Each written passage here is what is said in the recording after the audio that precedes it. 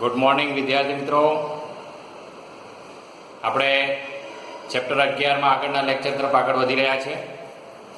આપણે alcohol, phenol અને ether ના IUPAC નામકરણની વાતો શરૂ કરી અને એમાં પ્રેક્ટિસ કરી એટલે આપણને ખ્યાલ આવી ગયો કે એમાં કયા પૂર્વક પ્રત્યય વપરાય છે અને કેવી રીતે નામકરણ થાય. હવે આપણે ત્રણેય માટે સેપરેટ બનાવટ, ગુણધર્મો અને ઉપયોગિતા વિશે અભ્યાસ કરવાનો છે. તો પહેલું લઈએ છીએ આપણે આલ્કોહોલ. તો આલ્કોહોલની બનાવટ સૌપ્રથમ આપણે આલ્કીન સંયોજનમાંથી કરીએ છીએ કે જેમાં દ્વિબંધ હોય. હવે આલ્કીન સંયોજનોનું નામ આવે એટલે તૈયારીમાં જ આ રિવિઝન છે, તમે ભણી ગયા છો. આલ્કીન સંયોજન એટલે બે પ્રકારના આલ્કીન સંયોજન હોય. એમાં તમે જોઈ શકો છો કે ઇથીન છે, એમાં દ્વિબંધથી જોડાયેલા બે કાર્બન છે. એ બે કાર્બનની અંદર હાઇડ્રોજન પરમાણુની સંખ્યા સરખી છે. જો આમાં એક છે અને આમાં એક છે, એવી રીતે આમાં એક છે, આમાં એક છે, એટલે H પરમાણુની સંખ્યા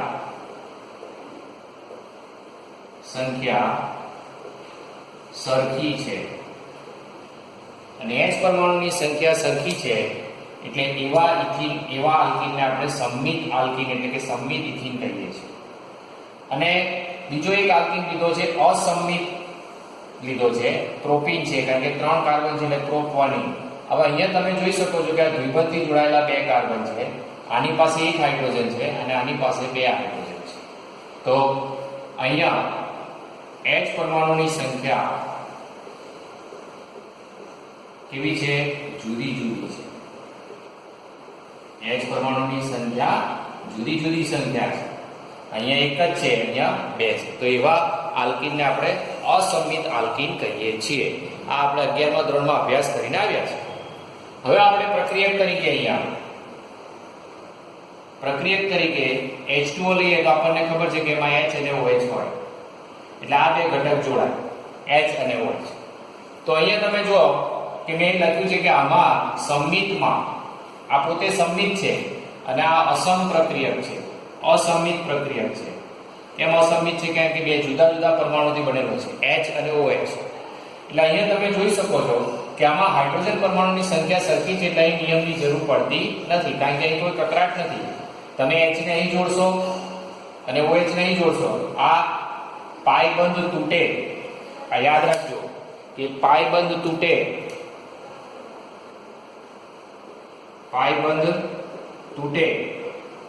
અને અણુ વહેંચાય, અણુ કે પરમાણુ વહેંચાય છે. અને પાઈ બંધ તૂટે, અણુ કે પરમાણુ વહેંચાય છે, તો આવી પ્રક્રિયાને આપણે યોગશીલ પ્રક્રિયા કહીએ છીએ. કઈ પ્રક્રિયા કહે છે? યોગશીલ. એટલે અહીંયા આ જે પ્રક્રિયા થાય છે એ યોગશીલ જ છે. અહીંયા પણ જે પ્રક્રિયા થશે એ યોગશીલ પ્રક્રિયા થશે. કેમ યોગશીલ પ્રક્રિયા થશે?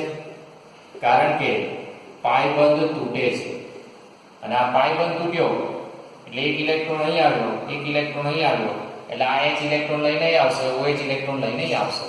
જો આ નિપજ છે તો બી આને ઇથેનોલ જ કહેવાય. અને કોઈ આવું કર્યું કે OH ને અહીંયા જોડ્યો અને H ને અહીં જોડ્યો તોય ચાલે, આ બી સાચું છે. એટલે અહીંયા બંને નિપજો સાચી છે, એટલે આને પણ આપણે ઇથેનોલ કહીશું. એટલે ટૂંકમાં આપણે શું શીખ્યા કે સંમિત આલ્કીન હોય તો ત્યાં માર્કોનિકોવના નિયમની જરૂર છે અને યોગશીલ પ્રક્રિયા થઈ અને HOH વહેંચાઈ જશે. પણ અહીંયા તમે જુઓ, અહીંયા સંમિત છે એટલે નબળો પાઈ બંધ તૂટ્યો, યોગશીલ પ્રક્રિયા થઈ એટલે એક ઇલેક્ટ્રોન અહીં આવે, એક ઇલેક્ટ્રોન અહીં આવે. હવે અહીંયા ફરજિયાત લખેલું છે, જુઓ કે પ્રક્રિયકનો વધુ વિદ્યુત ઋણીય ભાગ. હવે આ બેમાં વધુ વિદ્યુત ઋણીય કોણ છે? આ વધુ વિદ્યુત ઋણીય છે, વધુ વિદ્યુત ઋણીય છે. એટલે આ વધુ વિદ્યુત ઋણીય OH છે એ દ્વિબંધથી જોડાયેલા ઓછા હાઇડ્રોજન ધરાવતા કાર્બન સાથે જોડાય છે. એટલે આ ઓછા હાઇડ્રોજન ધરાવતો કાર્બન એટલે અહીંયા જ જોડાય. અહીંયા નિયમનું પાલન થયું, માર્કોનિકોવના નિયમનું પાલન થયું અને અહીં જોડાય એટલે મેક્સિમમ નિપજ આવે. અને બહુ જૂજ આમાં 98% જેટલી નિપજ મળે અને આ માત્ર 2% જેટલી નિપજ મળે. ખૂબ ઓછી નિપજ આવે, નિયમ વિરુદ્ધની બને. આપણને ખબર જ છે કે કોઈ સારો વ્યક્તિ હોય તો કોઈ સારા વ્યક્તિ માટે લગભગ 90, 95, 98% સુધીના લોકો એને મદદમાં થાય, બાકીના બધા મદદમાં થાય નહીં. એટલે અહીંયા મેં નિયમ પણ લખી દીધો છે. આ વસ્તુ 11મા ધોરણમાં તમે ભણી ગયા છો. જો નિયમ લખ્યો કે પ્રક્રિયકનો વધુ વિદ્યુત ઋણીય ભાગ એટલે કે OH માઇનસ એ દ્વિબંધથી જોડાયેલા, આ દ્વિબંધ હતો અહીંયા, આ દ્વિબંધ તોડ્યો મેં, યોગશીલ પ્રક્રિયા થઈ, દ્વિબંધથી જોડાયેલા ઓછા હાઇડ્રોજન ધરાવતા, આની પાસે એક જ છે, આની પાસે બે છે, ઓછા હાઇડ્રોજન ધરાવતા કાર્બન સાથે જોડાય એટલે અહીંયા જોડાય છે. એટલે અહીંયા પાય1 તૂટી ગયો, OH અહીંયા આવ્યો, H અહીંયા આવી ગયો, અહીં CH2 હતું એની જગ્યાએ CH3. એટલે આ રીતે તમે આલ્કોહોલ બનાવી શકો છો. અને આનું નામ આપણને ખબર જ છે, પ્રોપેન-2-ઓલ. આનું નામ શું છે? પ્રોપેન-2-ઓલ. તો આ એસિડિક ઉદ્દીપકની હાજરીમાં થાય. તમારે ટૂંકમાં લખ્યું છે H+ ની હાજરીમાં. H+ એટલે એસિડિક ઉદ્દીપક, એસિડિક ઉદ્દીપકની હાજરીમાં થાય. એટલે આ વસ્તુ આપણા મગજમાં ક્લિયર થઈ જવું જોઈએ. તો હવે આની ક્રિયાવિધિ આપણને આપી છે, તો ક્રિયાવિધિ સમજવાની કોશિશ કરીશું. તો ક્રિયાવિધિમાં શું છે એ આપણે જોઈએ. તો સૌપ્રથમ પહેલા સ્ટેપિંગમાં શું છે, તો કે ઉદ્દીપક છે એ અસમ પ્રક્રિયક H2O સાથે પ્રક્રિયા કરીને હાઇડ્રોનિયમ આયન બનાવે છે. ઉદ્દીપક શું કરે છે, તો કે અસમ પ્રક્રિયક સાથે પ્રક્રિયા કરે છે. હવે અસમ પ્રક્રિયક કોણ છે? અહીંયા H2O. તો તમે નીચે પાન નંબર 329 પર ક્રિયાવિધિ આપેલી જ છે. જો તો ક્રિયાવિધિનો તબક્કો નંબર 1, તબક્કો 1 આ ક્રિયાવિધિ. ક્રિયાવિધિ ઘણી વખત પૂછાય છે તો લખવી પડે. તો કે તબક્કા 1 માં શું થાય છે, તો કે આ H2O છે, H+ સાથે જોડાય એટલે H3O+ બનાવે છે. કેમ એ કેવી રીતે H3O+ બનાવે આપણને ખબર જ છે, કારણ કે ઓક્સિજન પાસે બે અબંધકારક ઇલેક્ટ્રોનિકમાં હોય એટલે આ રીતે બને HOH. આટલો તો એક ઇલેક્ટ્રોનિકમાં અને એકનું દાન કરે એટલે આ રીતે H3O+. હાઇડ્રોનિયમ આયન કહેવાય, હાઇડ્રોનિયમ આયન. એટલે સૌપ્રથમ પહેલા તબક્કાની અંદર આપણને આ પ્રક્રિયા જોવા મળે છે, હાઇડ્રોનિયમ આયન. અને એ હાઇડ્રોનિયમ આયન પછી હવે આપણે અહીંયા સંમિત દ્વિબંધ લીધો છે તમારી બુકમાં. એ હાઇડ્રોનિયમ આયન શું થશે પછી, એમાંથી આ જે HOH છે,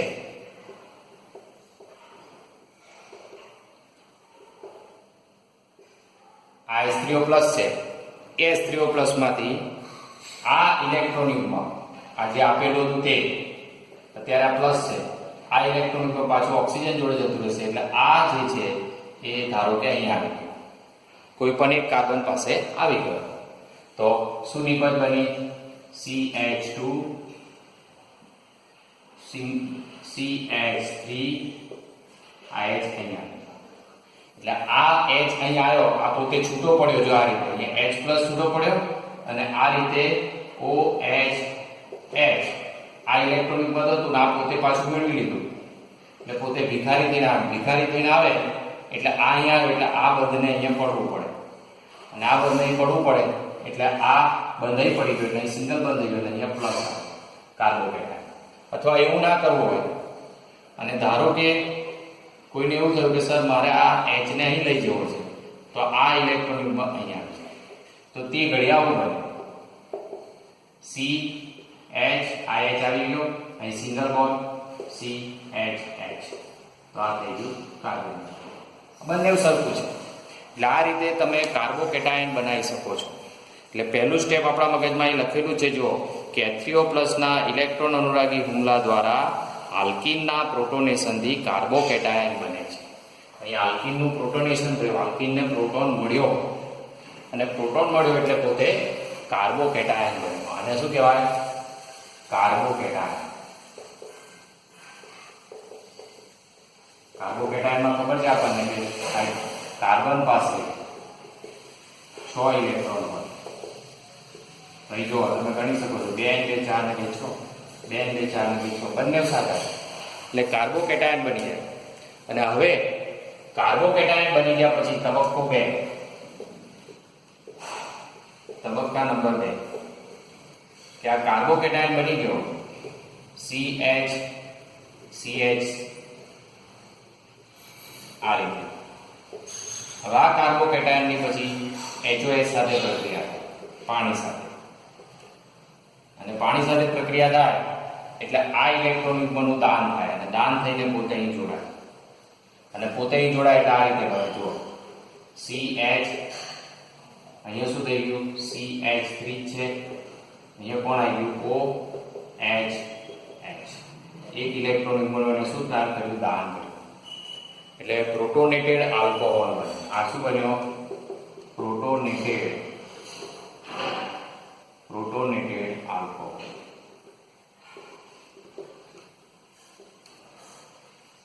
આ વસ્તુ આપણા મગજમાં ક્લિયર થવી જોઈએ. અને આ પ્રક્રિયા કેવી છે? પ્રતિવર્તી છે. જો આ પ્રક્રિયા પ્રતિવર્તી છે. પેલી પ્રક્રિયા કાર્બોકેટાયન બન્યું, પ્રક્રિયા બી પ્રતિવર્તી છે. આ ખાસ ધ્યાન રાખવાનું. આપો હાઇડ્રોનિયમ આયન બન્યો એ આપણે પ્રતિવર્તી નથી, પણ આ પ્રક્રિયા પ્રતિવર્તી છે. તબક્કા 1 ની અને તબક્કા 2 ની પ્રક્રિયા પણ પ્રતિવર્તી છે. આ વસ્તુ આપણા મગજમાં ક્લિયર હોવું જોઈએ. એટલે ફરી પાછું પાણી નીકળી જાય તો કાર્બોકેટાયન બની જાય. એટલે કાર્બોકેટાયન સાથે આ પાણી પ્રક્રિયામાં ભાગ લે. પહેલા પ્રક્રિયા એસિડ ઉદ્દીપક સાથે હાઇડ્રોનિયમ આયન બનાવે, હાઇડ્રોનિયમ આયન આલ્કીન સાથે પ્રક્રિયા કરીને કાર્બોકેટાયન બનાવે, અને કાર્બોકેટાયન બન્યા પછી પ્રક્રિયા ભાગ લે, અસમ પ્રક્રિયા, અને શું બનાવશે? પ્રોટોનેટેડ આલ્કોહોલ. અને પછી તબક્કો 3, તબક્કા 3 માં શું થાય છે? વિપ્રોટોનીકરણ. વિપ્રોટોનીકરણ એટલે પ્રોટોન મુક્ત થાય. એટલે પ્રોટોન મુક્ત થશે એટલે ફરી પાછા આની પાણીના અણુ સાથે પ્રક્રિયા થશે આ રીતે. OH CH3 આની પાણીના અણુ સાથે પ્રક્રિયા થશે HOH. એટલે ફરી પાછો આ નબળો પાયબંધ તૂટી જશે. આ પાયબંધ તૂટી ગયો એટલે આ પોતાના ઇલેક્ટ્રોન બી આવી ગયા, એટલે આ ભાઈ પ્લસ બની ગયા, અને પ્લસ બની ગયા એટલે સીધા આની જોડે જશે. એટલે સીધું આપણને આ રીતે નિપજ થશે. CH અહીં શું થઈ ગયું? OH CH3 અને વત્તા HOH. આ પ્રોટોન અહીં આવી ગયો એટલે સહસંયોજક બની ગયો એટલે H3O પ્લસ બની જશે. એટલે આ H પ્લસ અહીં આવી ગયો એટલે H3O પ્લસ બની ગયો, અને અહીંયા OH રહી ગયા એટલે આપણને આલ્કોહોલ બની ગયું, ઇથેનોલ. તો આ રીતે આને આ પ્રક્રિયાને આપણે કહીએ છીએ વિપ્રોટોનીકરણ. વિપ્રોટોનીકરણ. પ્રોટોનીકરણ એટલે પ્રોટોન દૂર થાય. જે પ્રોટોનેટેડ આલ્કોહોલ હતો એમાંથી પ્રોટોન નીકળી ગયો, નીકળીને પાછો કોની જોડે જોડી ગયો? પાણી સાથે જોડાઈ ગયો. એટલે આ રીતે આપણને પ્રક્રિયાઓ ને તબક્કા આપણને આવડવા ખૂબ જરૂરી છે. એટલે આ ખાસ ધ્યાન રાખજો, કારણ કે આ પરીક્ષામાં પૂછાય છે કે આલ્કીનની માર્કોની-કોપના નિયમની મદદથી આપણે આલ્કોહોલ બનાવો, એની ક્રિયાવિધિ પણ દર્શાવો એવું પણ પૂછાય છે. તે ઘડી ક્રિયાવિધિ પણ આપણને આવડવી ખૂબ આવશ્યક છે. હવે આપણે બીજી બનાવટ લઈએ છીએ, અને બીજી બનાવટ છે એ આલ્કીનમાંથી જ છે, પણ એનું નામ બદલાઈ જાય છે. હાઇડ્રોબોરેશન અને ઓક્સિડેશન. હાઇડ્રોબોરેશન અને ઓક્સિડેશન.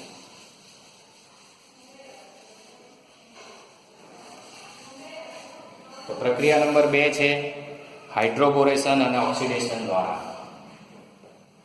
પ્રક્રિયા નંબર 2.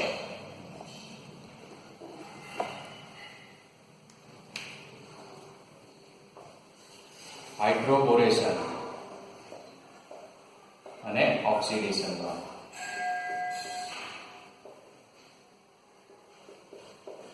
તો અહીંયા હાઇડ્રોબોરેશન એટલે શું એ આપણે સમજવું પડે. તો અહીંયા 2 પ્રક્રિયાઓ થાય છે 2 તબક્કામાં. પહેલી પ્રક્રિયા થાય છે હાઇડ્રોબોરેશન અને બીજી પ્રક્રિયા થાય છે ઓક્સિડેશન.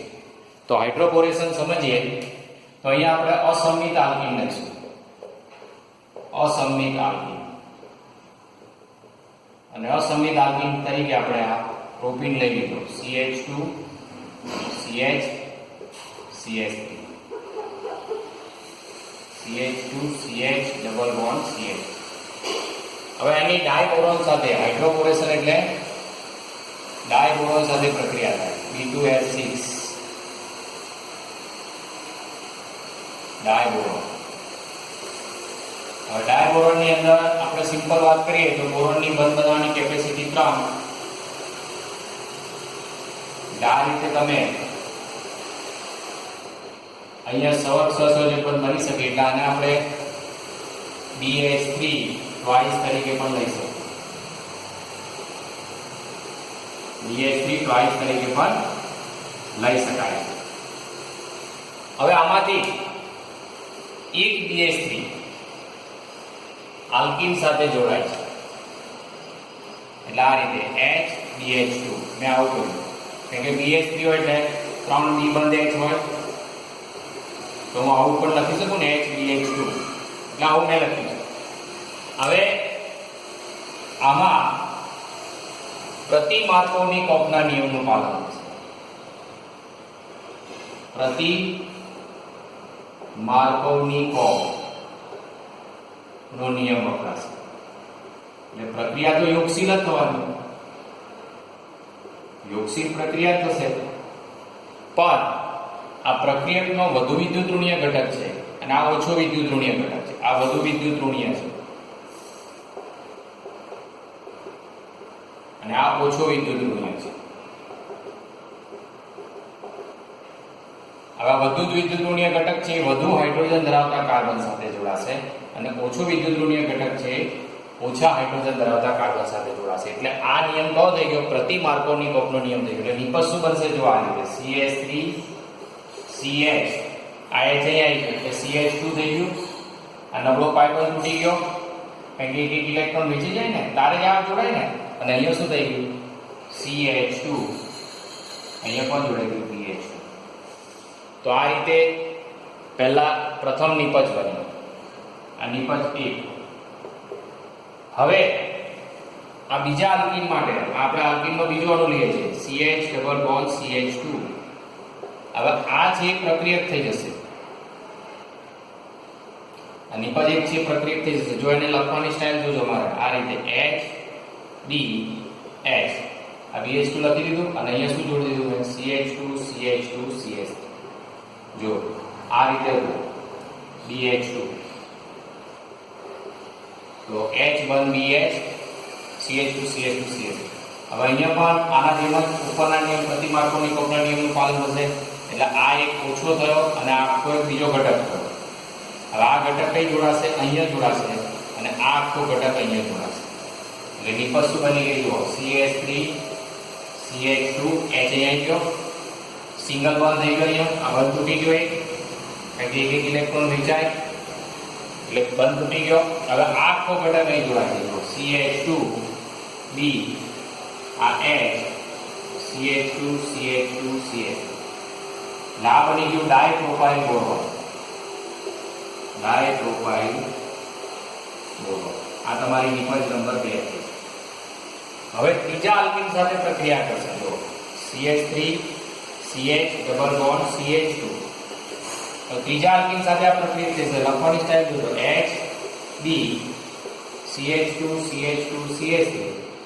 આ એક જોડાયેલો છે બીજો પણ જોડાયેલો છે CH2 CH2 CH3. ડાયપ્રોપાઇલ બોરોન પ્રક્રિયા થઈ ગઈ. હવે ઓછો વિદ્યુત ઋણીય ઘટક ક્યાં જોડાશે? ઓછા હાઇડ્રોજન ધરાવતા કાર્બન સાથે. અને આ આખો ઘટક ક્યાં જોડાશે? તો કે વધુ હાઇડ્રોજન ધરાવતા કાર્બન સાથે. એટલે પ્રતિ માર્કોની કોપનો નિયમ યોગશીલ પ્રક્રિયા નબળો કાર્બન તૂટે એક એક ઇલેક્ટ્રોન વેચાઈને H અહીં આવી જશે એટલે બનશે શું? CH3 CH2 H આવી ગયો.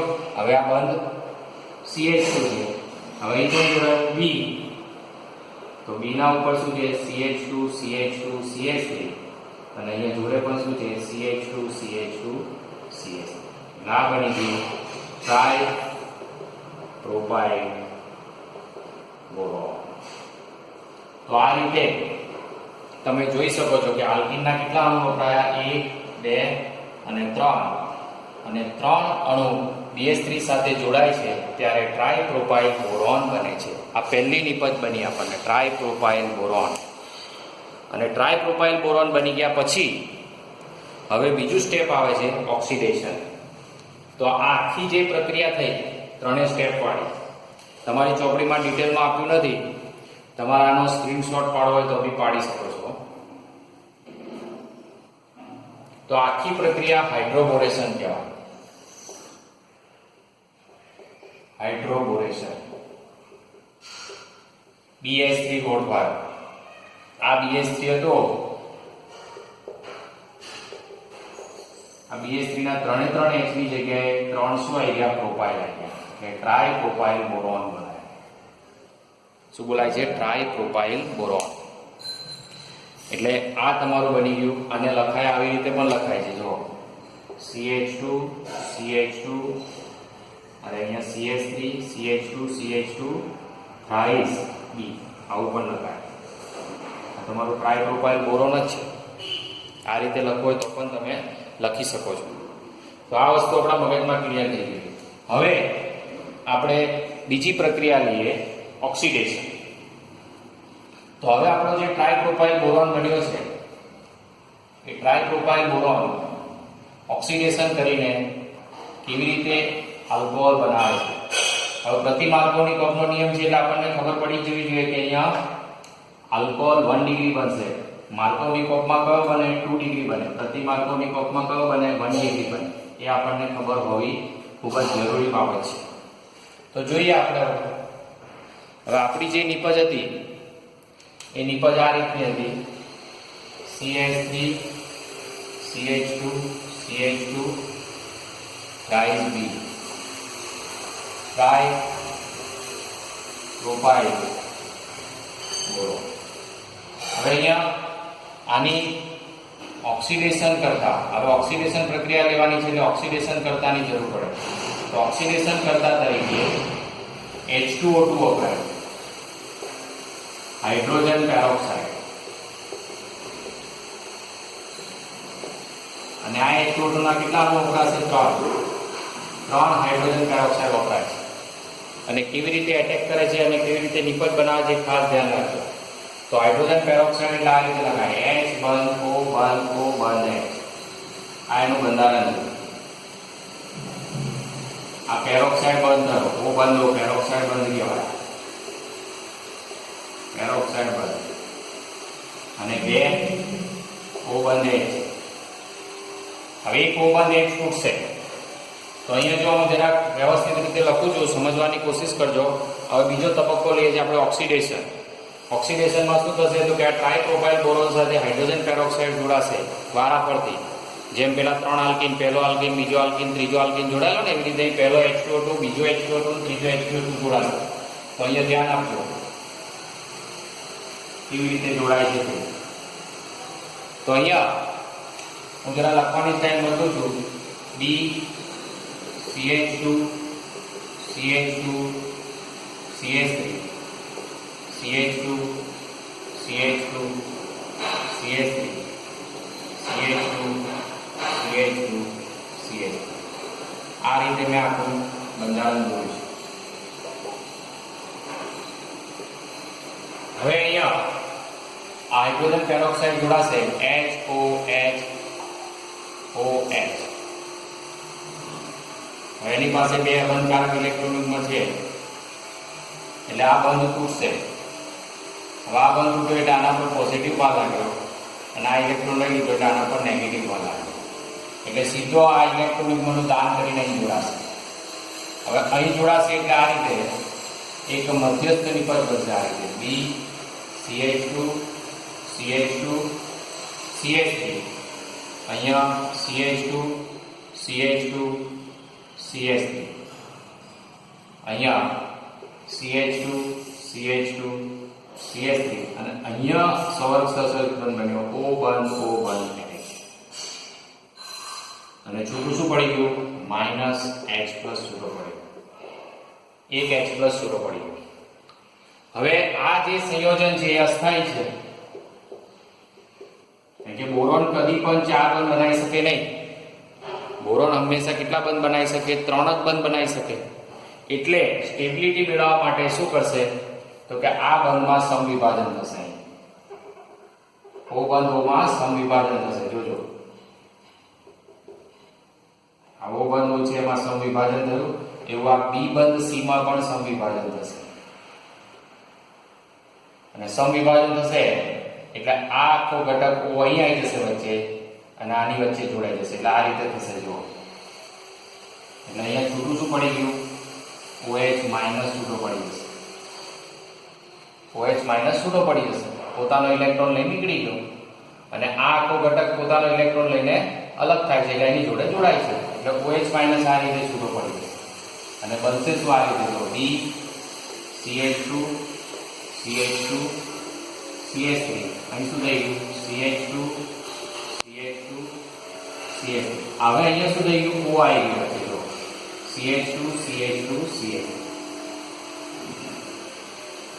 આ O છે એ O અહીંયા આવી ગયો. ક્લિયર થયું?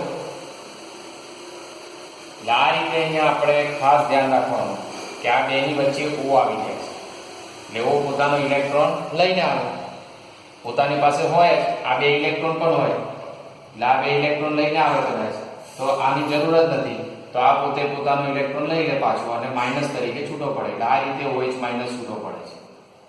એટલે એક H2O એક H પ્લસ અને એક OH માઇનસ છૂટો પાડે છે. હવે બીજા તબક્કામાં શું થઈ ગયું? તો આ પ્રક્રિયક થઈ જશે. જો આ પહેલો તબક્કો પૂરો થયો, હવે બીજા તબક્કામાં શું થશે? તો અહીંયા જોજો આ તમારો પ્રક્રિયક થઈ ગયો. હવે પેલો પ્રક્રિયક લઈ લઉં છું O CH2 CH2 CH3. આ પ્રક્રિયા નંબર 2. હવે આ પ્રક્રિયક થઈ ગયો. હવે આ H2O2 નો બીજો અણુ વપરાય છે. આ રીતે બોન્ડિંગ થશે એટલે અહીંયા આ રીતે આખું જોડાશે, આ સવર્ગ સંયોજક બનશે. અહીંયા વચ્ચે તો O છે જ. O CH2 CH2 CH3. હવે આ એટેક અહીંયા કરશે તો અહીંયા સમવિભાજન કરશે અથવા આમાં બેમાં વિદ્યુત ઋણતા જેની વધારે હોય, બોરોનની વધારે હોય તો આના પર ધન ભાર લાગશે અને આ ઇલેક્ટ્રોન ઉપર લઈને અહીં આવી જશે. એટલે હવે બીજી નિપજ શું બનશે તો આવી જશે. હવે O અહીંયા આવી ગયો નહીં શું થઈ ગયું? CH2 CH2 CH3. એટલે આ બીજો O આવી ગયો એટલે બીજો H પ્લસ છૂટો પડ્યો, બીજો OH માઇનસ છૂટો પડ્યો એટલે આ રીતે બીજો O આવે. આ બીજી પ્રક્રિયા થઈ. હવે ત્રીજી પ્રક્રિયામાં શું થશે?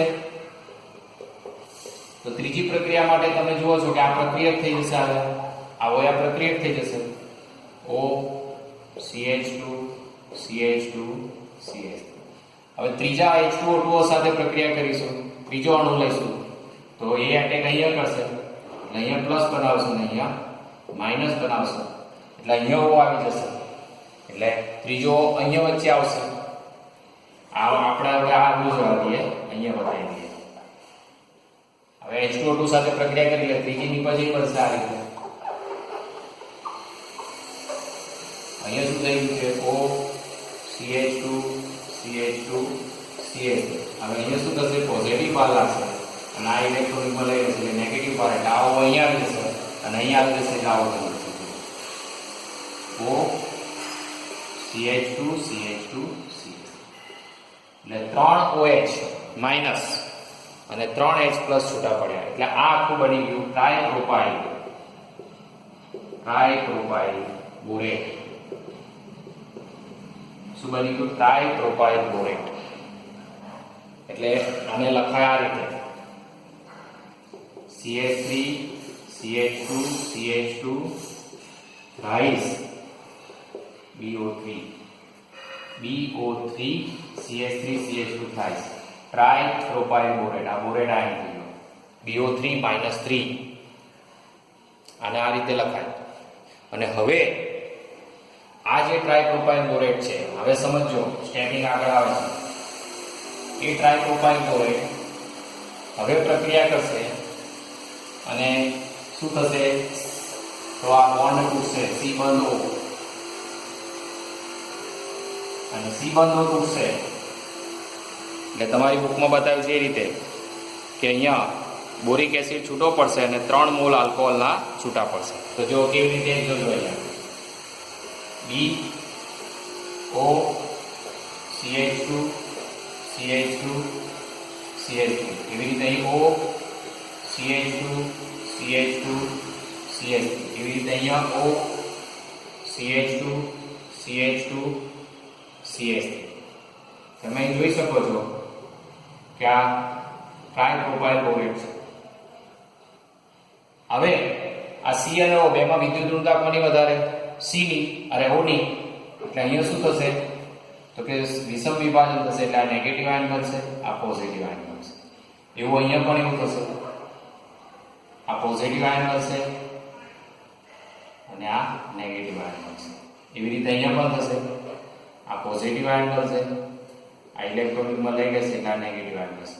એટલે તમે જુઓ કે આ રીતે અહીંયા BO3 માઇનસ છૂટો પડ્યો અને જે આપણા 3 OH માઇનસ હતા,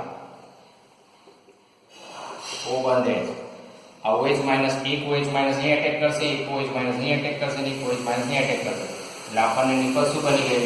3 મોલ CH3 CH2 CH2. આ પ્લસ હતા અને ઓક્સિજન પાસે એક ઇલેક્ટ્રોન હતો, OH આવી ગયો એટલે 1 પ્રોપેનોલ બની ગયા 1 ડિગ્રી.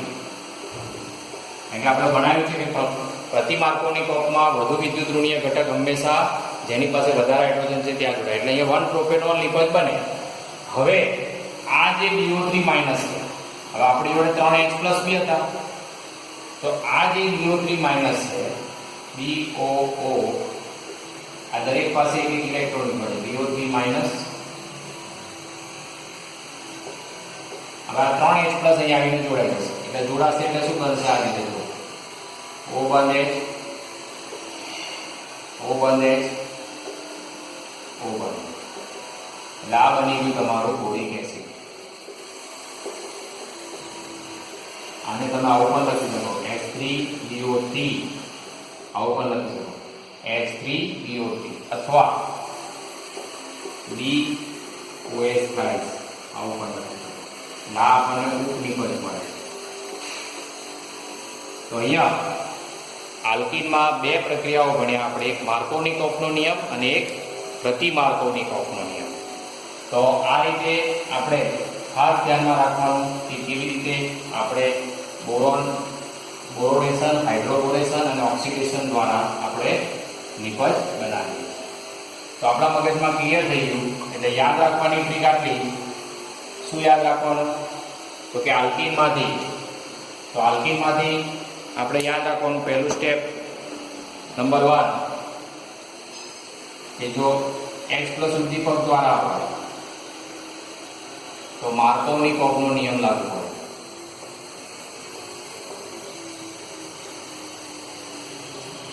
અને તેથી 2 ડિગ્રી આલ્કોહોલ બને. 3 ડિગ્રી આલ્કોહોલ બને 2 ડિગ્રી. અને બીજું હાઇડ્રોબોરેશન અને ઓક્સિડેશન દ્વારા પ્રક્રિયા કરે તો પ્રતિ માર્કોનિકોફ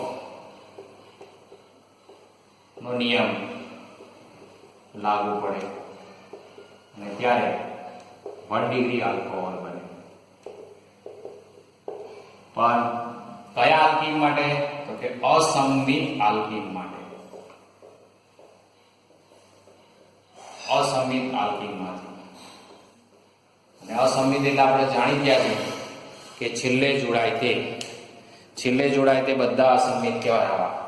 1 2 3 4 આ હોય તો આ CH2 અને આ CH અને અહીં શું થઈ જાય? CH2. એટલે આ કેવો થઈ ગયો? અસંમિત. 5 કાર્બન હોય અહીંયા જોડાય એટલે આ CH, આ શું થઈ ગયું? CH2. બાકી બધા તો સિંગલ બંધ થઈ જાય એટલે આ અસંમિત થયો.